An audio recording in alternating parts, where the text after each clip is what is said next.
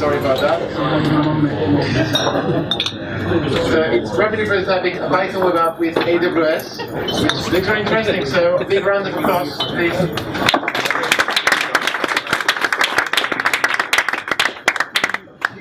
Back hear me. People at the back, if you can hear me, just put your hand up. Awesome. Cool. Right. Thanks for having me here. Today I'm going to be talking about how to rapidly prototype Python web app with AWS. My name is Chirayu. I work for a startup called Growth Intelligence. I like to point out that I'm a software engineer giving a DevOps talk, mainly DevOps people. Apparently one of my New Year resolutions is to shoot myself in the foot. So a bit about us. As a startup, we help businesses find other businesses, other customers, and help them grow faster. We do this through a platform that we built. It's using data engineering and machine learning. And like the speakers before me, it would be bad if I didn't have a slide with like logos on it. So here it is. This is our tech stack. We use Python, AWS, Ansible, GitHub for repos. Travis CI is our CI server. Elasticsearch and Celery for distributed task queues. So at the very core of our startup, we try to gain an understanding of all UK businesses. And each business can be summarized by hundreds of features. So for example, current assets versus current liabilities, that's a metric. And that describes the business. If it has a lot of liabilities, maybe it's not a good fit for any of our customers. It could also be whether their website is live or not. Some businesses come and go. Yeah, that kind of thing. It could also be the sector a business is working in. So yeah, I mean, to understand businesses, we make a lot of features and we make a lot of models. And at the very end, what happens is we kind of give recommendations to our clients. So we say an A-grade company is what you should be targeting next. It's a good fit for you. It's likely to buy from you. So you should maybe pick up the phone and call them first rather than call it a D-grade company. So that's what we do as a business. So it got to the point where we have a lot of features and we have a lot of models, and there's an internal team of data scientists that we have, and it got to the point where it's becoming hard to see them, to work with them, because there's a lot of them. So what we've built is this Python app called Bowser internally. And it basically gives you an overview of all the deployed features and models that we have. It's a simple app. It's a table view. And this is what I'm going to be talking to you about today. So sort of in December start, we sort of said that we should work on this. And over December, not counting Christmas, we didn't work on it on Christmas, but we sort of delivered 3 versions and iterated through them quickly, and this is what I'm going to be talking to you about. So the requirements, at the start of December, we met as a team and we said that we need a web app, shows models and features, and we need something. We need a single source of truth. We need something that puts everything together, so that we can see there's a feature that is being used in a lot of models, then we know to be careful with it, not change too much. And also we can discover things that are not being used at all now, which is sort of being deprecated. So yeah, one of the things we also said was we want to deliver 3 versions in 3 sprints. That doesn't just mean make a small change and deliver. We kind of wanted to do 3 big versions. And also we wanted to move towards continuous delivery and get our changes out as quickly as possible. So in the end, this is what our workflow looks like. So all the way from making a code change at my desk to releasing it to production. We've got, starting from the top left, making changes into PyCharm, then pushing it into GitHub. Hopefully you make a lot of changes, work on your branch. Then, like almost everyone here, we make pull request reviews. Hopefully someone in the team can review the changes, and if the Travis CI build passes, all the tests are green, we merge it into master, and then pipeline takes over and deploys it to production. I'm going to be talking more in depth later on. So, show of hands, who knows about Elastic Beanstalk? Most people do? Oh, okay. So, just give a brief intro.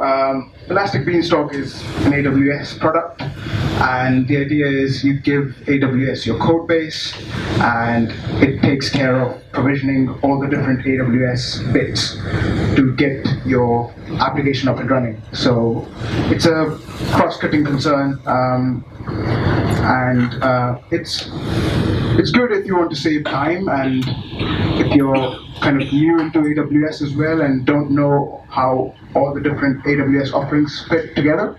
Yeah, you can use Elastic Beanstalk. It's mainly meant for web apps. So this is what our configuration looks like, at least part of our configuration.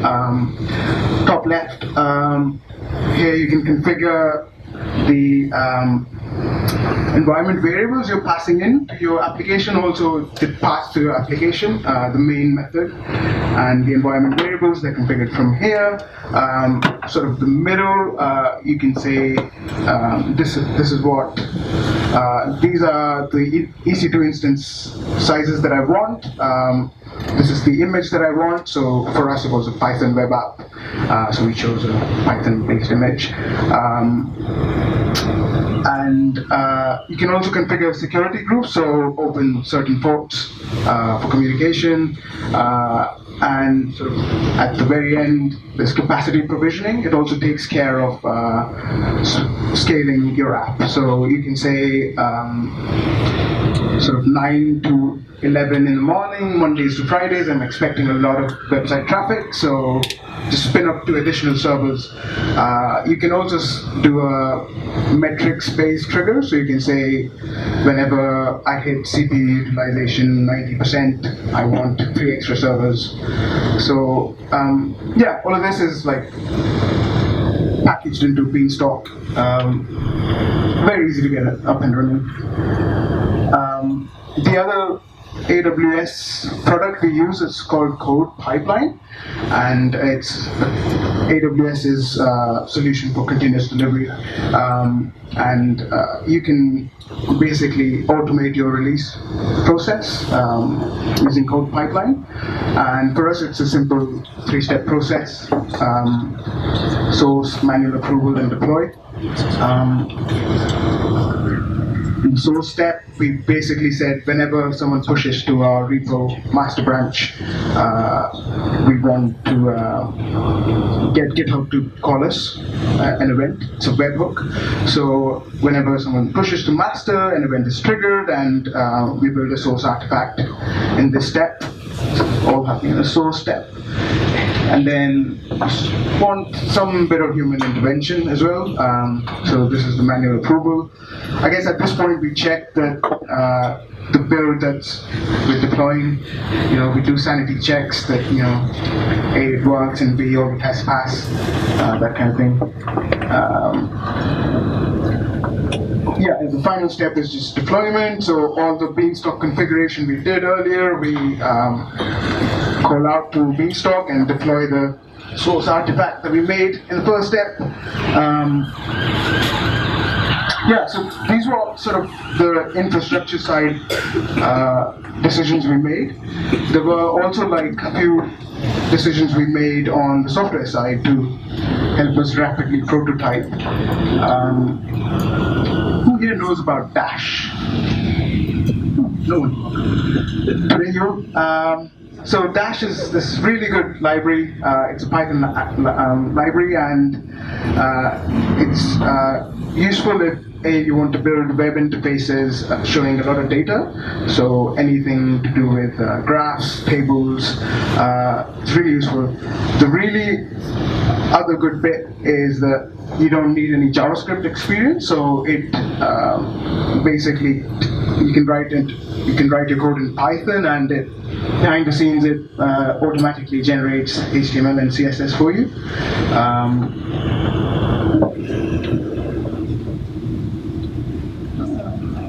The other thing to mention is there's also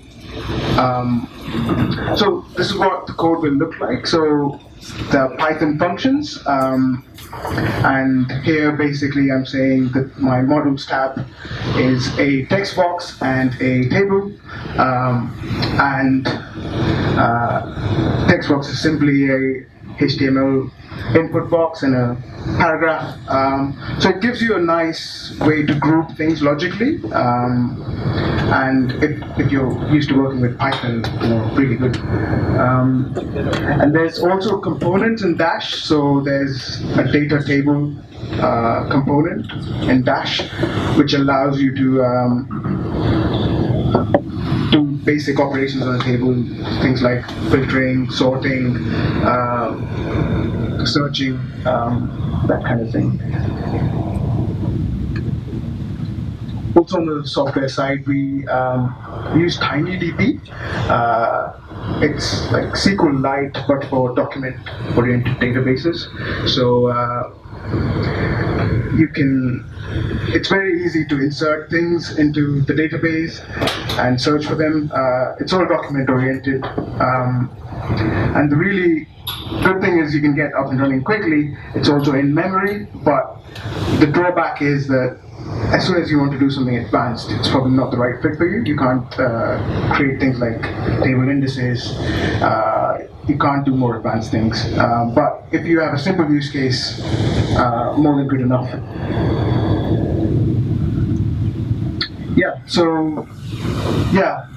To summarize, this was our current workflow. This part is basically our code pipeline, the source deploy, the source manual approval and deploy step.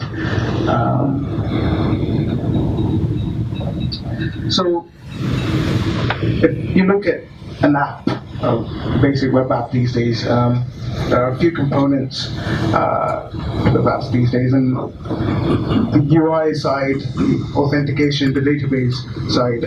Sort of the UI side, we use a library like Dash, which fit in with our skills as a team. Good Python programmers, so using a library like Dash really helped us to deliver and get versions out quickly. For authentication, we use GitHub OAuth, so we didn't write a login screen of our own and store passwords and usernames, kind of farmed it out. The database for us was TinyDB, and it was all in memory. So all of this kind of helped us in concentrating in the middle bit, which is the source code, so we could really concentrate on writing the features that we wanted to write. So we'd like to do a few things in the future.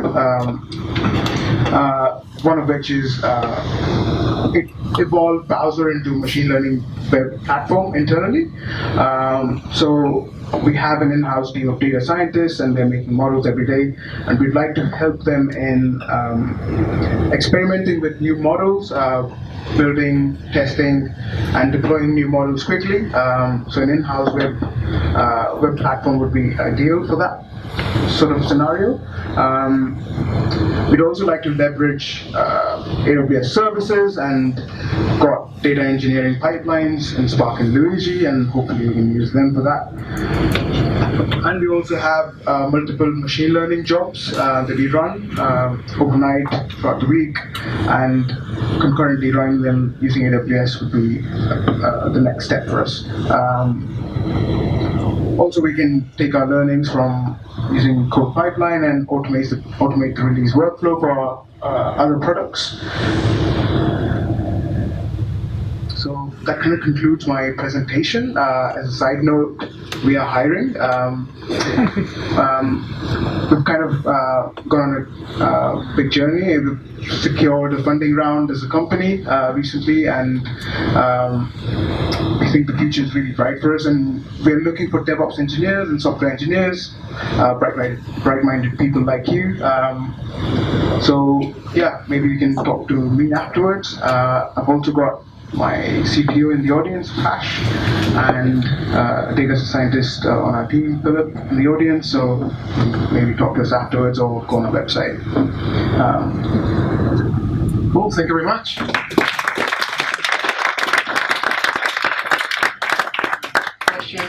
Questions? All right, let me run to you. I have to maybe run over the center.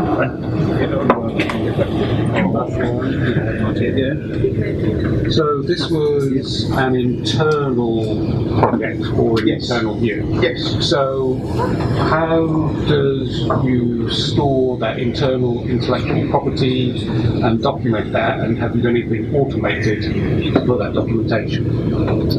So for documentation, we are mainly relying on GitHub as well. So for features, a lot of our documentation, it started off as a GitHub repo. So a lot of the documentation for each feature is basically files in GitHub repos. It's not a database yet. We're moving towards it. For other products, we've got READMEs, but it's mainly GitHub READMEs for documentation. More questions? Yeah.